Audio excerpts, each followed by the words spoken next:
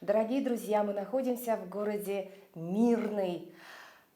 В гостях в арт-студии, называется «Изобилие». Хозяйка этой арт-студии Алена Фаткулина. И она нас познакомит с удивительной техникой по оформлению картин. Что это за техника? Здравствуйте, Алена. Здравствуйте, Юлия. Сегодня мы выполним картину с такими творческими материалами, как из стабилизированного мха и деревянной основы, которые вырезают наши местные мастерицы с помощью лазера. Ну а сейчас мы начнем. Начинаем выполнение нашей картины творческой. Можно пройти сюда, Юлия. Я покажу материалы, которые нам понадобятся. Это клеевой пистолет. Также нам понадобятся стикеры клеевые, кисточка, ножницы, с помощью которой мы будем отрезать. Там, возможно, губка нам понадобится. И салфеточки. Ну и, конечно, акриловые краски и сам стабилизированный мох. Где нужно брать стабилизированный мох? Его продают в магазине где-то? Или нужно заказать через интернет каким-то образом? На данный момент у нас в Мирном нету такого материала. Мы заказываем спокойно в доступе любой расцветки. От светлых тонов до темных тонов можно купить. Это не натуральный? Это натуральный стабилизированный мох. Да, он даже запах имеет. Вот это, да, можно вот Да. как-то попробовать? Да. Можно, да? Да, он еще так пушится. Он вот такой, так знаете, прям. вот правда пористый. Вот все в Да. лесу видели такой мох. Но, честно говоря, я такого цвета мох вижу впервые. Но он Обычно немного и подкрашенный. он пахнет, запах такой от него идет. Да, да. Да, прям, знаете, вот как-то вот интересно. А вот этот вот зелененький, он по-другому как-то пахнет. Да, Вот он имеет свой интересно. специфический такой запах, так скажем, вот. То есть примерно мы должны повторить, вот не примерно, а вот точно, да, повторить вот эту вот нашу композицию. Да, верно. Ну, у нас уже основа имеется, поэтому мы прям будем сначала наносить краску, да, если будет просветы, чтобы этих просветов не было видно деревянных, поэтому мы нанесем цвет зеленый, да, сюда на верхнюю крону. Ствол и корни будут у нас коричневого цвета. Там мы их прям задекорируем, можем чуть-чуть тональность, да, с тональностью поиграть. Вот. Можно даже золотого свечения тоже добавить. Ну что, начнем? Да, давайте. Интересно. То есть мы, друзья, будем сейчас конструировать вот эту вот картину, скажем так, да, очень такую объемную, дерево. Да, я его называю еще дерево жизни. Да, древо жизни. Ну, действительно, такое очень, как, монументальное такое, да. А можно еще, наверное, древо такое сделать, вот родословную как-то потом вот разрисовать, да? Да, в своих творческих занятиях я вообще каждой картине придаю свой особый смысл, да, потому что в творчестве вообще невозможно просто так творить. Мы всегда задаем какой-то смысл, какую-то идею, да. Здесь, наверное, это больше, чем сама картина.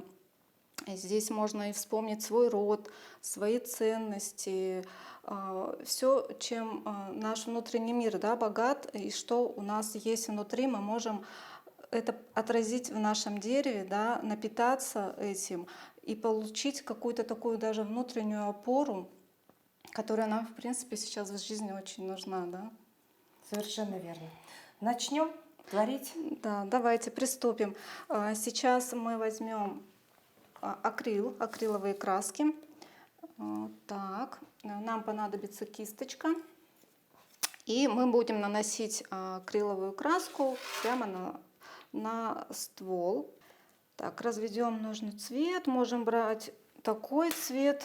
Можем добавить немножко такого цвета, да? Немножко темного, да? Да. Все это соединить. Соединим, да, потому что у нас тут тональность тоже играет. Мы можем это все размешать теперь на нашей палитре.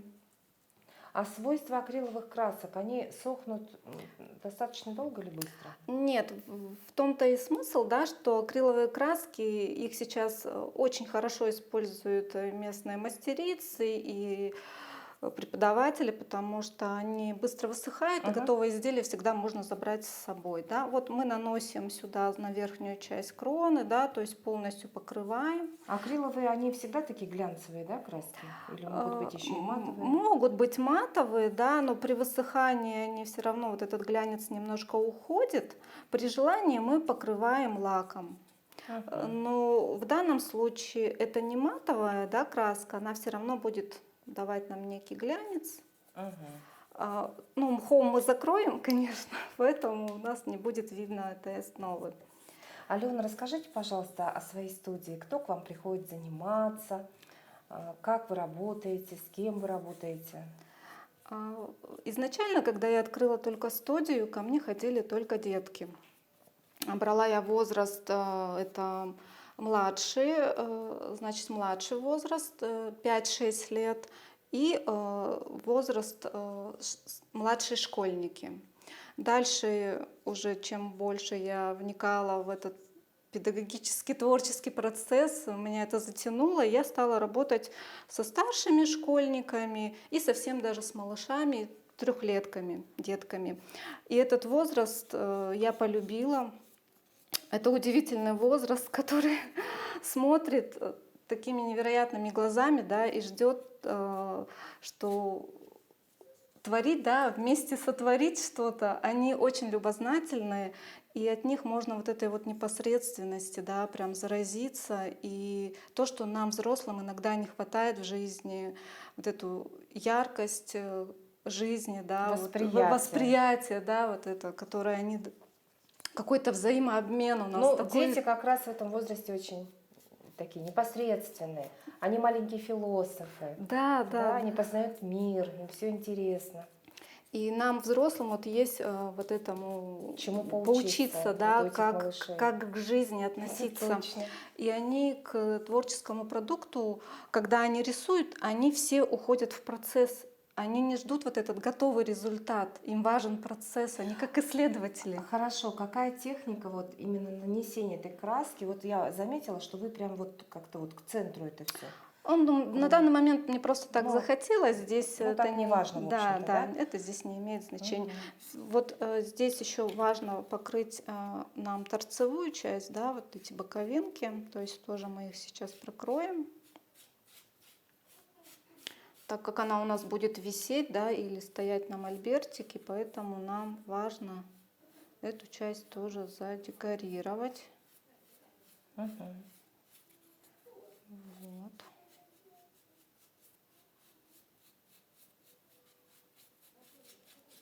Мгм. Так, все. Верхняя крона у нас готова. Далее мы приступим к стволу и к корням. Кисточку я возьму другую, поменьше, так как тут более детально, да, хочется где-то поработать. Берем акриловые краски. Это можно желтый цвет взять, коричневый цвет. Ну и если нам нужно будет цвета потемнее, тогда мы добавляем черных оттеночков. Тоже я сейчас сразу добавлю. Так, желтеньких. А когда вы познакомились с этой техникой, где вы узнали об этой технике, почему именно мох? Вообще я ранее работала флористом, тоже 9 лет флористом. Я вот этот материал знаю еще Ну и вы с того. потихонечку от цветов перешли к Да, да, то мху. есть я вообще миксую материалы и творчество, да, то есть краски, мне кажется, оно все делает разнообразие, да, Да, конечно. интерес какой-то даже, что не только мы можем рисовать, но мы можем объем какой-то создавать, игру линий, да, объем. Мне кажется, это очень интересно. Совершенно с вами соглашусь. Ну, Так, все, приступаем тогда к нашему стволу. Наводим нужный цвет. Так. Но мне сейчас хочется почему-то вот тоже темно-коричневый цвет. Такой мастер-класс я проводила у нас в Мирном. И кто-то даже из девушек, они понимать, что у них есть интерьер, да, и в цвет интерьера они бы там хотели, допустим, чтобы ствол был не такой темный, а наоборот чуть светлее, да, то есть тут можно тоже с цветом поиграть. И белый, да, девушка одна белым цветом прямо ствол, вот ей захотелось, потому что, ну, возможно, это была как березка у нее, да, Ну такая да, вот. да. У кого-то была ива плакучая, Мгм, у кого-то был дуб. мгм. Вот таким. Но если включить фантазию, да, и можно украсить такими вот деревьями свою квартиру, спальню или там, допустим, детскую, да, сотворить вот такую поделку. Я даже не знаю, это не поделка, это произведение искусства, в общем-то, даже, да, с ребенком. И ребенок своими руками изготовит такую картину, практически живую, она из живого мха, мох такого изумрудного, такого глубокого цвета. И, кстати, мне кажется, вот зеленый как раз-таки, почему зеленый, да?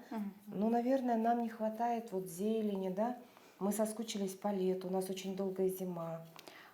Да, я тоже с вами соглашусь, потому что зеленый цвет вообще в арт-терапии, да, то есть он как исцеляет нас, и когда мы уходим на природу, в лес, мы как будто бы соединяемся, и нам вот хочется интуитивно, мы тянемся к этому цвету. И находясь рядом с таким цветом, мы получим то самое состояние, желаемое успокоение, да, какое-то. Гармония какой-то с Гармония, да, окружающим да. миром. Вот. И, конечно, то есть еще вот хотела дополнить, да, так как с детьми я занимаюсь уже давно, и в последнее время активно стала проводить занятия для женщин. Вот эту технику можно, эту картину можно выполнять как и с детьми, да, можно как совместное творчество, как мама и ребенок. И уже мы вносим свою символику сюда, да, то есть для чего нам это дерево может, как внутренняя опора или как исследование своего рода. Вспомнить своих бабушек, дедушек, да, их качества внутренние, что в нас есть то, что было в наших дедушках и Ой, бабушках. сколько философии, Алена. А приходят вам вот сейчас, ну, не только, допустим, мамы, но взрослые люди, чтобы просто вот успокоиться как-то, как-то, ну, наполнить себя опять-таки вот именно спокойствием.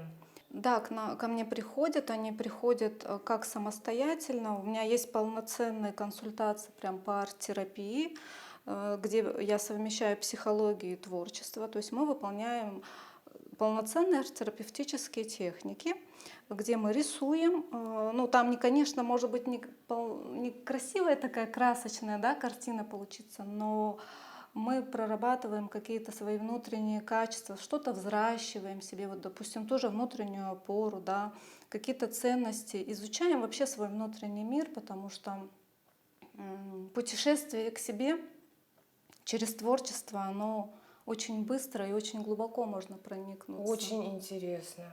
И на занятия у меня приходили тоже женщины даже пожилого возраста, но они приходили, вот помню, женщина приходила с внучкой, мы рисовали в технике эбру по воде.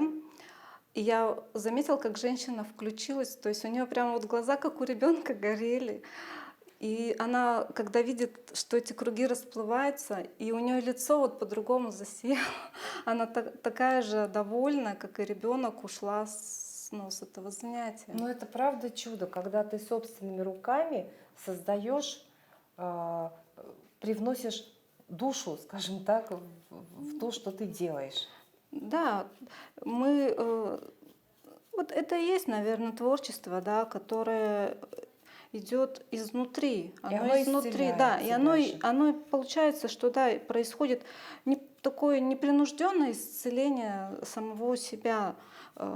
Мы же даже вот используя цвет, есть прям цветотерапия, да, вот как мы говорили с вами про зеленый цвет. Но для каждого человека цвет по-своему что-то может означать, да, и когда мы исследуем тоже, для кого-то вот коричневый цвет это может быть, ну, не очень что-то, да, хорошее, для кого-то будет это прям вот что-то про землю, про какую-то вот стержень, какую-то опору, да, и мы вот в творчестве это тоже исследуем. И когда мы в чем-то нуждаемся, в каком-то цвете, да, то есть я уже рекомендую, мы рисуем картины, да, ну, используя вот определенные цвета. Там, если мы хотим силу или мы наоборот хотим расслабиться, то я советую, какие цвета мы можем подключить, вот так А вы скажем. можете рассказать, какие цвета успокаивают человека? Ну, если по классической психологии, да, взять значение цвета, то это, скорее всего, синий цвет, да, голубой цвет, который, ну, как-то медитативно на нас воздействует, расслабляющий. И также зеленый цвет, да, тоже он тоже гармонизирует. То есть он как бы в норму приводит, когда мы слишком раздражены или мы слишком такие подвижные, активные, или наоборот, когда в нас есть апатия, депрессия, и зеленый цвет, он вот как бы вот этот баланс, да, приводит, а синий, он больше как бы именно уводит в спокойствие, в какое-то, да, когда вот слишком много вот этой активности. Ну вот прокрасили мы бока нашего дерева, Мгм. нашей будущей картины. Так, я только тут еще немножко желтенького хорошо добавлю, чуть-чуть по краешку, прям вот слегка, немножко оттенок придам, прям вот Ну, то есть по тут уже можно корешкам. самому как-то включиться, да, включить фантазию свою и Да, как-то оживить эти оживить, да, корни, чтобы он был не плоским, да, а немножко добавить вот привнести объемчика, какие-то краски, да, еще плюс да, к этому. оттеночки такие, так скажем. Мгм. Может быть, это будет такая как бы некая потертость, да, тоже как работы, да, которые тоже. Алена, а что бы вы посоветовали людям, вот те, которые нуждаются в какой-то силе, какие это цвета, ну, чтобы взрастить в себе, ну, сильный дух, вот даже как-то, я даже не знаю, как это сказать, ну, наверное, силу какую-то некую. Но опять же, здесь, может быть, даже и не цвета нужны, да, то есть мы можем за каким-то образом обратиться к человеку, да, какой образ или какое животное, или какой-то образ, который для него, ну, вот, будет означать сила, Символизировать силу. символизировать, да, силу. Но и мы и через цвет тоже можем посмотреть. Если это про движение, про вперед, про скорость, ну, это, скорее всего, будет красный цвет такой вот, да. Все-таки красный, да? Да, ну опять же это индивидуально. Тут нужно смотреть, нету ли у человека вот к этому цвету какого-то вот воспоминания, может быть, когда-то что-то ему сказали, да, то есть тоже же может быть, когда человеку навязали что-то, что для него этот цвет стал каким-то, ну, не очень. Символом чего-то там, Да, допустим, связанным с его личным да, с каким-то вот пережитым особым каким-то моментом. событием, да, возможно. То есть или средства массовой информации тоже могут говорить, что вот красный цвет, вот как раньше, да, то есть коммунисты, они же вот использовались, то есть это именно плакаты были, которые на движение вперед, да, и его, в принципе, и по сей день в рекламе тоже активно используют. Активно используют, да, Да. действительно. Если мы хотим успокоиться, вот я поняла, это синий цвет, если совсем прям релакс, немножко как-то душу привести в гармонию там с самим собой, с окружающим миром, это зеленый цвет. Да. Ну а если мы хотим какой-то активности, силы, это, ну, как многие знают, это красный цвет. Да. И тут уж, конечно, вот это древо может быть у каждого, ну, разного цвета. Может красным дерево быть? Ну, наверное, может, да? Почему и нет? Ну, даже, может быть, и не красным, да, а розовым, цветение сакуры и вишни, да, тоже очень Скажите, а вот символично. этот мох, он тоже может быть любого цвета? Ну, на просторах интернета я видела вот все-таки приближены, то есть они его Натуральному, окрашивают, да, немножко Нет, же ну натуральный, а он бывает натуральный вообще зеленого цвета? Ну, бывает, наверное, да? Потому что у нас в Якутии все-таки мох, он как-то Такой- такой, какой-то Желтоватый? Да, желтоватый, какой-то даже голубоватый, вот что-то вот Мгм. такой какой-то. Ну, такие цвета можно найти, то есть нужно прям смотреть, какие оттенки предоставляют, да, вот на Валберис там были и вот промежуточный цвет был даже еще светлее, ближе, вот то, что вы говорите, Ага. такой к желтому цвет был, и темнее даже, чем вот этот вот был, точно помню. Но, наверное, можно и посмотреть, что будут и еще какие-то другие, да, оттенки. А можно, допустим, собрать мох в лесу и его покрасить самому? Наверное, можно. Можно, но все равно как бы есть некие свои технологии, да, для того, чтобы сохранить его, чтобы он долго еще хранился. Вот этот мох, он же тоже, да, то есть у него тоже есть, конечно, свой срок, но он длительный, так как он А, то стабилизированный. есть он, получается, смотрите, он прям сохраняет влагу какую-то, да, Да, некую. да, А да. если, допустим, мы соберем мох в лесу, ну, в нашей квартире, где во время зимы у нас очень хорошо так отапливают наши квартиры, нам жарко, влаги очень мало, и, конечно, мох высыхает, да, очень быстро. А вот этот мох, он может как-то тоже быстро как-то испариться, и можно ли его так слегка смачивать как-то, вот, Нет, его чтобы... вообще Нет? он не требует никакого ухода, А, то есть вот он уже именно технология вот такая, что она уже все, вот она есть, она будет такая структура сохраняться. мгм. Наша картина практически готова. Осталось, ну, самое основное, это уже непосредственно украсить нашу картину, наше дерево, крону, создать из мха. Как мы это будем делать? Ну вот мы нагрели наш термоклей, да, ставили сюда стик, все, клей уже горячий, он течет, замечательно. Сейчас мы разложим мох, да, как бы для нас это было красиво, прям мы можем его брать и распрямлять, приблизительно смотреть, как нам хочется это сделать, да. Может быть, низ я бы хотела тут больше зелененького. Мгм. Красиво, богато смотрится, когда мха много. Да, и оттенки какие-то разные, да, Да, вот этого да, да, да. зеленого. То есть мы можем немножечко как бы надрывать его, да, расправлять, потому что он имеет такую структуру, то есть он еще при взаимодействии с руками начинает расправляться. Мгм. Так. Я когда-то читала, что мох, он впитывает в себя вот весь какой-то, ну, скажем, очистительные какие-то имеет, ну, скажем так, свойства. Это правда, Аляна? Ой, вот Насчет этого не да нет, знаете? я больше, да, его знаю как с декоративной стороны, а вот в плане как-то воздействия, да, то есть я даже Какой-то не... магии даже.